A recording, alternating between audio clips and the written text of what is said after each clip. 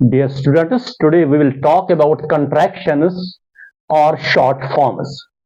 ये लेक्चर जो है बड़ा फायदेमंद है क्योंकि अक्सर हम स्पोकन इंग्लिश या रिटन इंग्लिश में इसका इस्तेमाल करते हैं।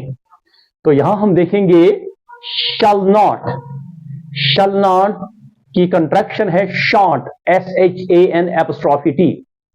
इसी तरह से will not की शॉर्ट फॉर्म है या कंट्रैक्शन won't, WON'.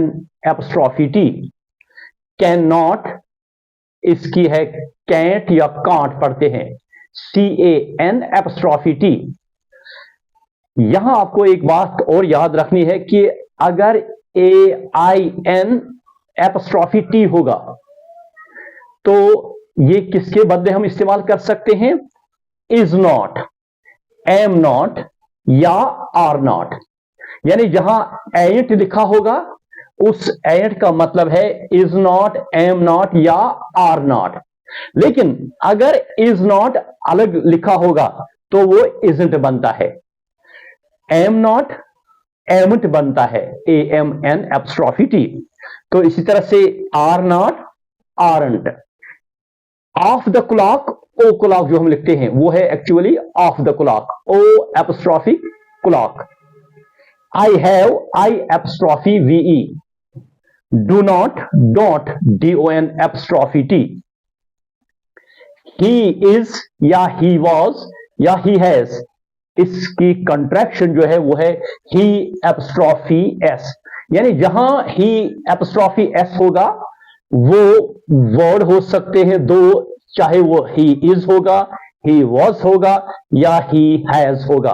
वो तो सेंटेंस के मुताबिक हमें पता चलेगा कि इन तीन में से एस का मतलब क्या है. इसी तरह से आई एम की कंट्रैक्शन है I''M और वी आर की कंट्रैक्शन है V''RE. शुड नॉट, फिर हम शुडंट इसको पढ़ते हैं, should N''T. could not, couldn't. इसी तरह से would not, wouldn't. did not, didn't. may not, mayn't. must not, mustn't. dare not, daren't.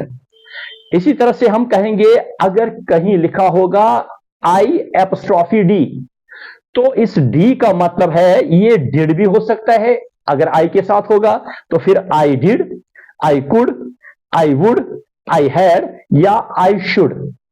इसी तरह अगर ये you या he के साथ, she के साथ होगा या they के साथ होगा तो D का मतलब है did, could, would, had या should. तो फिर वो सेंटेंस के मुताबिक हमने इस्तेमाल करना है कि कौन सा वर्ड वहां एडजस्ट होता है. तो इसी तरह से अगर I will या I shall होगा तो उसकी कंट्रैक्शन हम शॉर्ट फॉर्म लिखते हैं I''LL. लेकिन अगर you will होगा तो फिर U''LL बनता है, यानी U''LL का मतलब है सिर्फ you will.